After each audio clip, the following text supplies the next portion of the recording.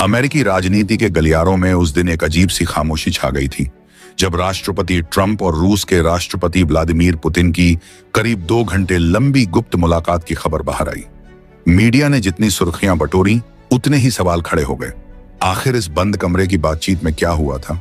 उम्मीदें यह थीं कि ट्रंप पुतिन को यूक्रेन युद्ध से पीछे हटने पर राजी कर लेंगे, लेकिन घटनाक्रम ने एक अप्रत्याशित मोड़ ले लिया। समझौते की जगह ट्रंप खुद को रूस की ओर झुकते हुए पाए गए और सबसे चौंकाने वाली बात यह रही कि उन्होंने खुलेआम यह स्वीकार किया कि वह कोई भी ठोस डील पक्की नहीं कर सके।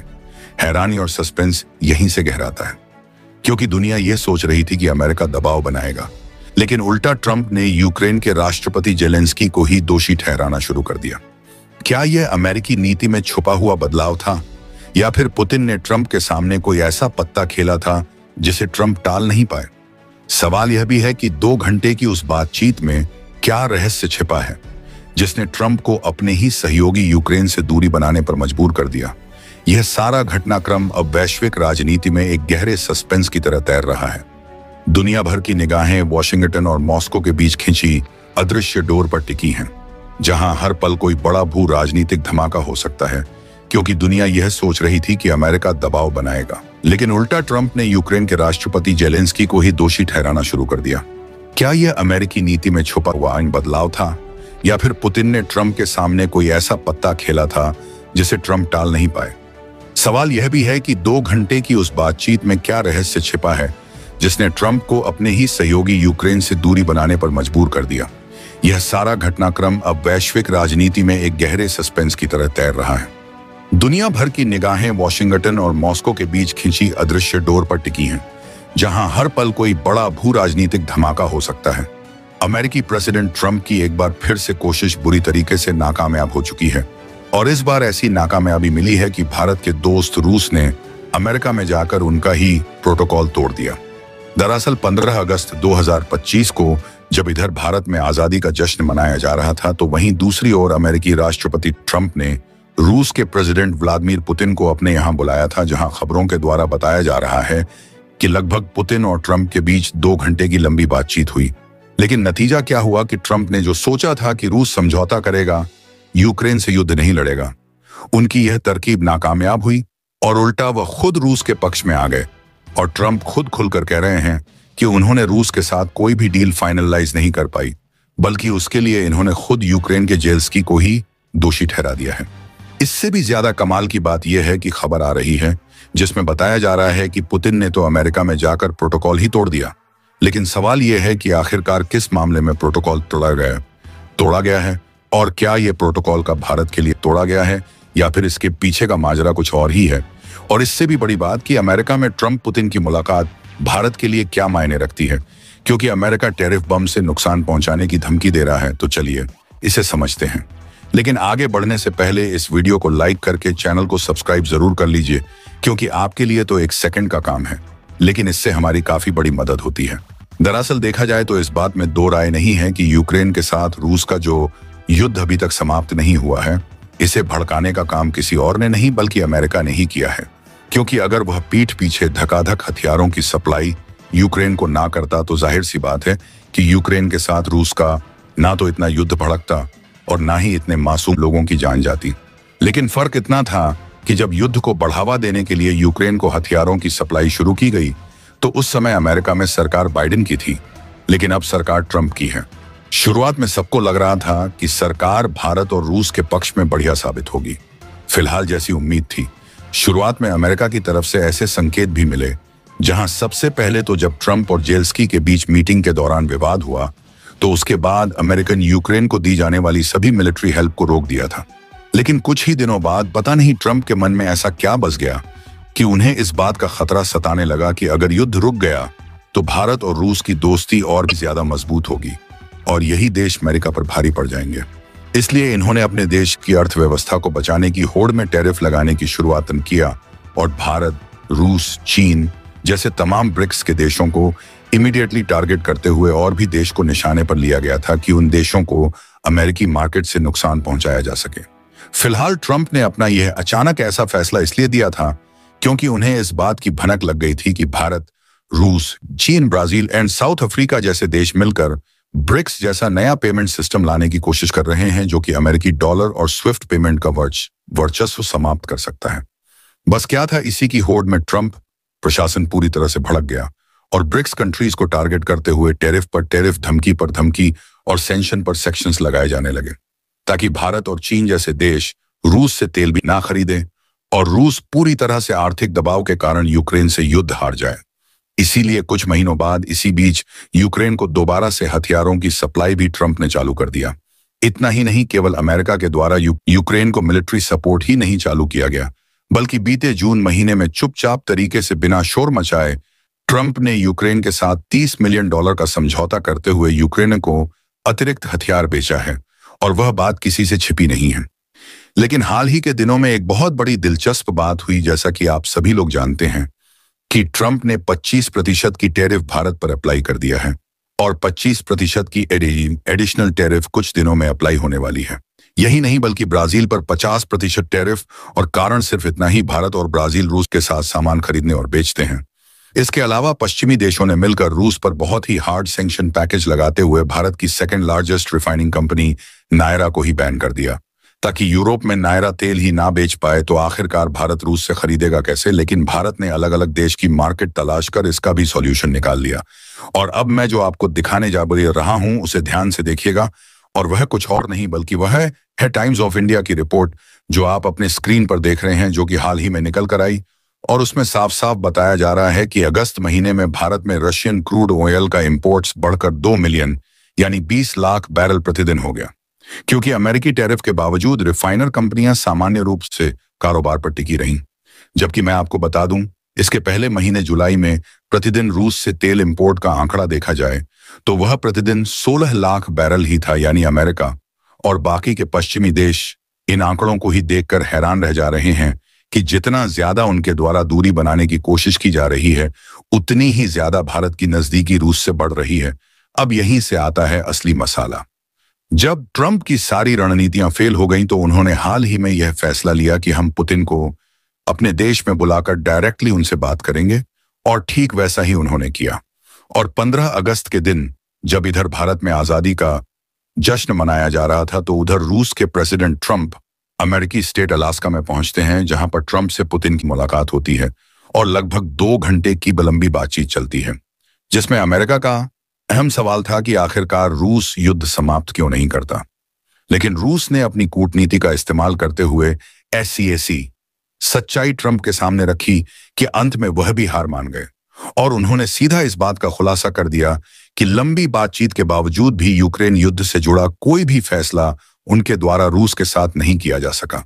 और मुख्य रिपोर्ट तो यह आ रही है कि पुतिन ने अमेरिका में जाकर प्रोटोकॉल ही तोड़ दिया। दरअसल 2018 के बाद पहली यूनाइटेड प्रेस कॉन्फ्रेंस हुई। इस दौरान पुतिन ने शुरुआत में ही प्रोटोकॉल तोड़ दिया और खुद सबसे पहले माइक संभाल लिया। इसका मकसद साफ था, पूरी बातचीत पुतिन की शर्तों और उनके तरीके से शुरू हो। पुतिन ने प्रेस कॉन्फ्रेंस में अमेरिका और रूस के रिश्तों को पड़ोसी जैसा बताते हुए इतिहास और भूगोल का जिक्र किया। उन्होंने यह भी याद दिलाया कि अलास्का कभी रूस का हिस्सा हुआ करता था। पुतिन ने खुद को अमेरिका का प्रतिद्वंदी नहीं बल्कि साझेदार के रूप में पेश किया, और उनकी इन्हीं मनमोहक बातों से सन्न की खोपड़ी वाले ट्रंप का भी दिमाग घूम गया। हालांकि ट्रंप ने सीधा कह दिया कि अब यह यूक्रेन पर ही निर्भर करता है कि समझौता होगा या नहीं। फिलहाल अगर ट्रंप पुतिन की बातचीत से तनाव कम होता है तो भारत पर दबाव घट सकता है और भारत को कूटनीतिक फायदा मिलेगा, यानी दोनों देशों के बीच बैलेंस बनाकर फायदा उठाया जा सकता है। और तो और भारत को दुनिया में और मजबूत बिचौलिया यानी मीडिएटर की छवि मिलेगी, क्योंकि भारत हमेशा से ही शांति का पक्ष लेता आया है। भारत जो टैरिफ लगाने की तैयारी कर रहा है उसे हिसाब से बताया जा रहा है कि भारत सोच रहा है कि वह कई अमेरिकी वस्तुओं पर भारी शुल्क लगाया जाए, जैसे स्टील और एल्यूमिनियम, यानी लिस्ट में स्टील, लोहा और एल्यूमिनियम जैसी सामग्री शामिल होने की संभावना है। इसका मतलब है कि भारत अपनी प्रतिक्रिया में अमेरिका से आयात की जाने वाली स्टील और एल्यूमिनियम पर भारी शुल्क लागू कर सकता है। और दोस्तों, यह कदम केवल आर्थिक प्रतिक्रिया नहीं होगा बल्कि एक सख्त राजनीतिक संदेश भी होगा कि भारत किसी भी दबाव में झुकने वाला नहीं है।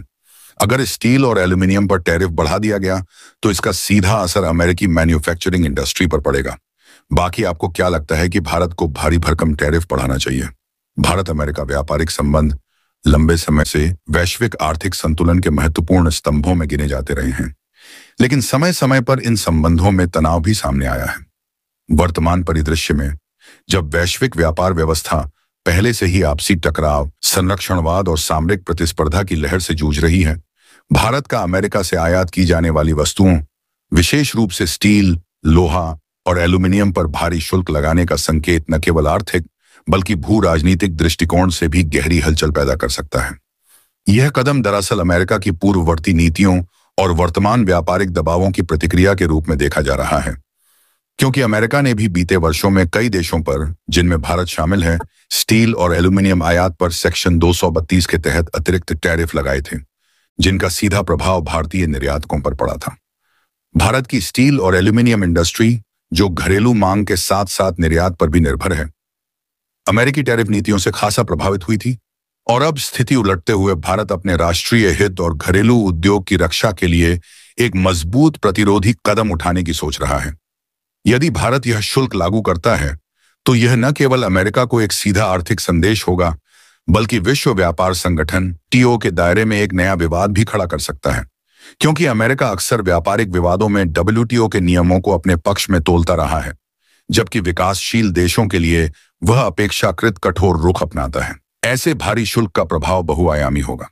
एक तरफ यह घरेलू स्टील और एल्यूमिनियम निर्माताओं को राहत देगा और उनकी प्रतिस्पर्धात्मकता को बढ़ाएगा, वहीं दूसरी तरफ अमेरिका से आयातित कच्चे माल और तैयार उत्पादों की लागत में वृद्धि होगी, जिससे भारतीय विनिर्माण क्षेत्र में कुछ कंपनियों के उत्पादन खर्च बढ़ सकते हैं। खासकर वे उद्योग जो अमेरिकी उच्च ग्रेड एल्यूमिनियम या विशेष स्टील पर निर्भर हैं, उनके लिए विकल्प खोजना एक चुनौती बन सकता है। लेकिन भारत की रणनीति शायद यह संकेत देना है कि वह अपने औद्योगिक हितों की रक्षा के लिए निर्णायक कदम उठाने से पीछे नहीं हटेगा, भले ही यह दुनिया की सबसे बड़ी अर्थव्यवस्था से टकराव का कारण क्यों न बने। भू राजनीतिक पटल पर यह निर्णय भारत अमेरिका रणनीतिक साझेदारी में अस्थायी दरार पैदा कर सकता है, जो रक्षा, तकनीकी सहयोग और इंडो पैसिफिक क्षेत्र में चीन के प्रभाव को संतुलित करने के लिए अब तक मजबूत मानी जाती रही है। हालांकि भारत जानता है कि अमेरिका के साथ टकराव लंबे समय तक टिकाऊ नहीं होगा, क्योंकि दोनों देशों के बीच पारस्परिक रणनीतिक और आर्थिक हित गहराई से जुड़े हैं। 2 घंटे की लंबी बातचीत के बाद जब दोनों नेता मीडिया के सामने आए, तो माहौल कुछ बदला बदला दिखाई दिया। ट्रंप, जो हमेशा रूस पर कठोर रुख अपनाने का दावा करते थे, अचानक से बहुत नरम दिखाई देने लगे और उन्होंने स्वयं स्वीकार किया कि इस बैठक में कोई अंतिम समझौता नहीं हो पाया, बल्कि उल्टा पुतिन ने उन्हें इस तरह प्रभावित किया कि वह रूस की स्थिति को सही ठहराने लगे। यह घटनाक्रम न केवल अमेरिकी विदेश नीति के लिए बल्कि पूरी वैश्विक राजनीति के लिए एक बड़ा झटका था, क्योंकि इससे यह संदेश गया कि अमेरिका की सर्वोच्च शक्ति, जो दशकों से खुद को दुनिया की पुलिस मानती थी, अब रूस के सामने अपने ही राष्ट्रपति के जरिए झुकती हुई प्रतीत हो रही थी। और यही वह मोड़ था जिसने दुनिया को दिखा दिया कि वैश्विक शक्ति संतुलन किस तरह बदल रहा है। ट्रंप ने इस वार्ता में सोचा था कि आर्थिक प्रतिबंधों और पश्चिमी देशों की सामूहिक नाराजगी का हवाला देकर पुतिन पर दबाव बनाया जा सकता है, लेकिन पुतिन ने बहुत ही चतुराई से वार्ता का रुख मोड़ दिया। उन्होंने ट्रंप को यह समझाने में कामयाबी हासिल की कि रूस की सुरक्षा चिंताएं वास्तविक हैं और यूक्रेन का पश्चिमी गठबंधन में शामिल होना रूस के लिए सीधा खतरा है। ठीक उसी तरह जैसे अमेरिका कभी भी यह स्वीकार नहीं कर सकता कि रूस उसकी सीमा पर किसी सैन्य ठिकाने की स्थापना करे, पुतिन ने यह भी स्पष्ट किया कि रूस यूक्रेन युद्ध को केवल एक संघर्ष नहीं बल्कि अपने अस्तित्व की लड़ाई मानता है और इसीलिए किसी भी हालत में पीछे हटने का सवाल ही नहीं उठता। ट्रंप, जो शुरू में सख्ती दिखाना चाहते थे, धीरे धीरे पुतिन की दलीलों में उलझते गए और अंततः मीडिया के सामने आकर उन्होंने खुद यह बयान दिया कि रूस के साथ कोई डील फाइनल नहीं हो पाई, बल्कि उन्हें लगता है कि रूस की स्थिति भी समझने योग्य है। इस बयान ने अमेरिका और उसके पश्चिमी सहयोगियों को हैरान कर दिया, क्योंकि यह उसी ट्रंप का बयान था जिसने चुनाव प्रचार के दौरान रूस के खिलाफ सख्ती बरतने और अमेरिका की ताकत को सबसे ऊपर रखने का दावा किया था। इस वार्ता का सबसे बड़ा असर यह हुआ कि वैश्विक स्तर पर अमेरिका की विश्वसनीयता पर प्रश्न चिन्ह लग गया। यूरोप, विशेष रूप से नाटो के सदस्य देश, जो उम्मीद कर रहे थे कि ट्रंप रूस को कठोर संदेश देंगे, खुद को असुरक्षित महसूस करने लगे। जर्मनी, फ्रांस और पोलैंड जैसे देश पहले से ही रूस की आक्रामक नीति से चिंतित थे, और अब जब अमेरिका का राष्ट्रपति रूस के पक्ष में दिखाई देने लगा, तो उन्हें लगने लगा कि शायद अमेरिका अब वह मजबूत सुरक्षा गारंटी नहीं दे पाएगा जिस पर वे दशकों से भरोसा करते आए थे। यही कारण था कि वार्ता के तुरंत बाद यूरोप में अमेरिकी नेतृत्व की आलोचना होने लगी और कई देशों ने खुलेआम कहना शुरू कर दिया कि अमेरिका अब भरोसेमंद साझेदार नहीं रहा। दूसरी ओर चीन ने इस मौके का फायदा उठाया और रूस के साथ अपने रिश्ते और मजबूत करने लगा, क्योंकि बीजिंग को यह संदेश मिल गया था कि अमेरिका की नीतियां अस्थिर हैं और वह हर बार कठोर कदम नहीं उठा सकता। इस पूरे घटनाक्रम में भारत की स्थिति भी दिलचस्प थी। भारत अपने स्वतंत्रता दिवस पर गौरवान्वित महसूस कर रहा था, लेकिन नई दिल्ली के रणनीतिकार इस बैठक पर गहरी नजर रखे हुए थे।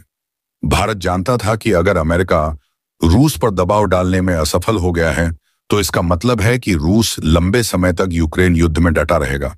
दोस्तों, आपकी क्या राय है कमेंट बॉक्स में जरूर से बताएं और साथ ही चैनल को सब्सक्राइब करना ना भूलें। आपके एक सब्सक्राइब से हमारी काफी बड़ी मदद होती है। जय